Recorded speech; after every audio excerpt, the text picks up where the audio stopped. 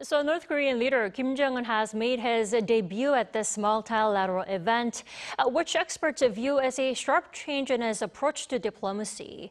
He also made time to sit down with Russia's Putin. Our foreign affairs correspondent Oh Soo-young has more. North Korean leader Kim Jong-un appeared to launch a new style of active diplomacy at China's Victory Day parade, seeking to establish Pyongyang's nuclear status in a coalition with Beijing and Moscow. Center stage throughout the official events in Tiananmen Square, Kim constantly stood and was seated at the side of Chinese President Xi Jinping, with Russian President Vladimir Putin on the other side. Amid geopolitical tensions, the gathering of leaders from the three sides was a display of unity last seen 66 years ago in the Cold War era. It seems intended to demonstrate the strengthening of North Korea and China's socialist solidarity as a form of counterbalance to the South Korea-US-Japan trilateral framework. Another aspect for Chairman Kim is to show he plays a key role within the North Korea-China-Russia alignment.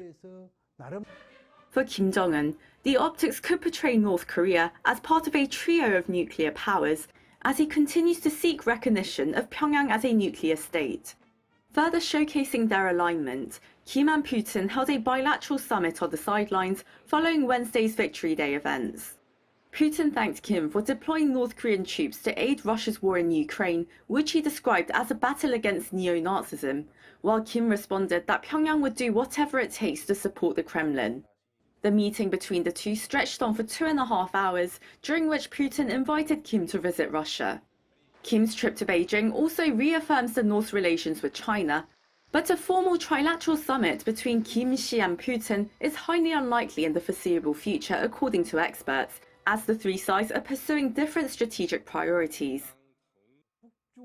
Before a summit takes place, the agenda, the accompanying officials, and their positions on how the international community will respond must be closely aligned. Yet, their coalition can be likened to being in the same bed with different dreams. Also, there hasn't been enough time for preparations in terms of the agenda and lineup. Kim arrived in Beijing on Tuesday by special train, his first visit in 6 years. What was more striking upon arrival was the unexpected appearance of Kim's daughter Kim Joo, seen standing directly behind her father when greeted by high-level Chinese officials. When Kim Jong-un turned 8 years old, his father tapped him as his successor. However, as he was not given sufficient diplomatic training, he remained a leader of an isolated state until he participated in the summits with China, South Korea, and the United States in 2018. Determined not to pass down this unfortunate experience to his daughter, Kim Jong-un seems to have brought her to China, firmly resolved to introduce her early onto the diplomatic stage and provide her with systematic training.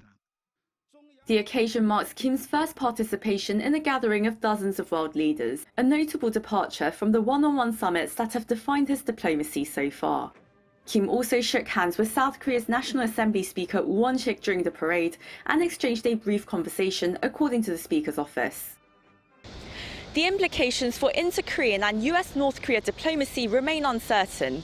Observers say Kim might consult Xi about a potential summit with US President Donald Trump. Still, Seoul officials have cautioned against premature optimism, saying that Pyongyang has shown no signs of abandoning its nuclear program. Oh Soo-young, Arirang News.